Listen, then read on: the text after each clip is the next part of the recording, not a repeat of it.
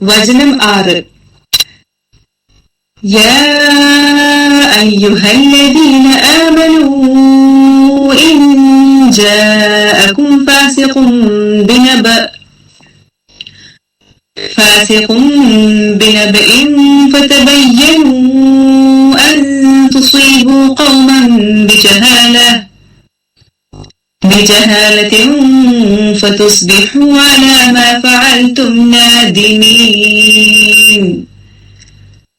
يا أيها الذين هي യാതൊരു കൂട്ടരെ ആമനു വിശ്വസിച്ച ഇൻ ജാഅകും നിങ്ങളുടെ അടുക്കൽ വന്നാൽ ഫാസിഖ് ഒരു ദുർമാർഗി, തോന്നിയവാസി, ദുർനടപ്പുകാരൻ, ബിനബ വല്ല വൃത്താന്തവുമായി, ഫതബയ്യനു എന്നാൽ നിങ്ങൾ വ്യക്തമായി അറിയണം, അൻ തുസീബു നിങ്ങൾ ആപത്തുണ്ടാകുമെന്നതിനാൽ, ഖൗമൻ വല്ല ജനങ്ങൾക്കും, ബിജഹാലത്തിൻ വിഡ്ഢിത്തത്തിൽ അറിയായ്മ കൊണ്ട്, ഫതുസ്ബിഹു അങ്ങനെ നിങ്ങളായിത്തീരും, അലാ മാ ഫഅൽതും നിങ്ങൾ ചെയ്തതിന്റെ മേൽ, നാദിമീൻ ഖേദിക്കുന്നവർ. ഹേ വിശ്വസിച്ചവരെ, ദുർമാർഗിയായ ഒരാൾ നിങ്ങളുടെ അടുക്കൽ വല്ല വൃത്താന്തവും കൊണ്ടുവന്നാൽ നിങ്ങൾ വ്യക്തമായി അറിഞ്ഞുകൊള്ളുവീൻ. വിഡ്ഢിത്തത്തിൽ വല്ല ജനങ്ങൾക്കും നിങ്ങൾ ആപത്തുണ്ടാക്കുകയും എന്നിട്ട് നിങ്ങൾ ചെയ്തതിന്റെ പേരിൽ നിങ്ങൾ ഖേദക്കാരായി തീരുകയും ചെയ്തേക്കുമെന്നതിനാൽ. അതുകൊണ്ടാണ് ഇങ്ങനെ കൽപ്പിക്കുന്നത്. 6-ാമത്തെ ആയത്തിന്റെ വിശദീകരണം.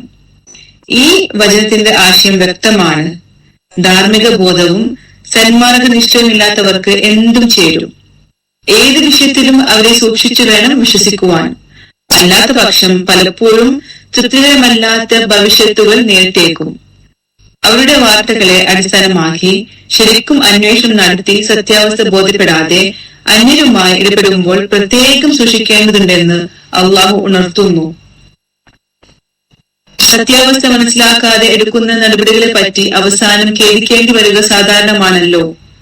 നമ്മുടെ നിത്യാനുഭവങ്ങളിൽ തന്നെ ഇതിന് ധാരാളം ഉദാഹരണങ്ങൾ ലഭിച്ചേക്കും.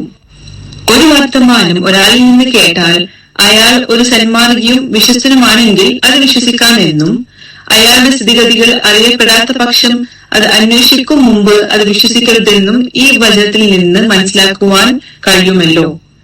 ഈ ആയത്തിന്റെ താല്പര്യമനുസരിച്ച് തന്നെയാണ് ഹദീസുകളുടെ നിവേദകന്മാരെല്ലാം സത്യവാന്മാരും മര്യാദക്കാരുമായിരിക്കണമെന്ന് ഹദീസിന്റെ പണ്ഡിതന്മാർ നിഷ്കർഷ വച്ചിരിക്കുന്നതും.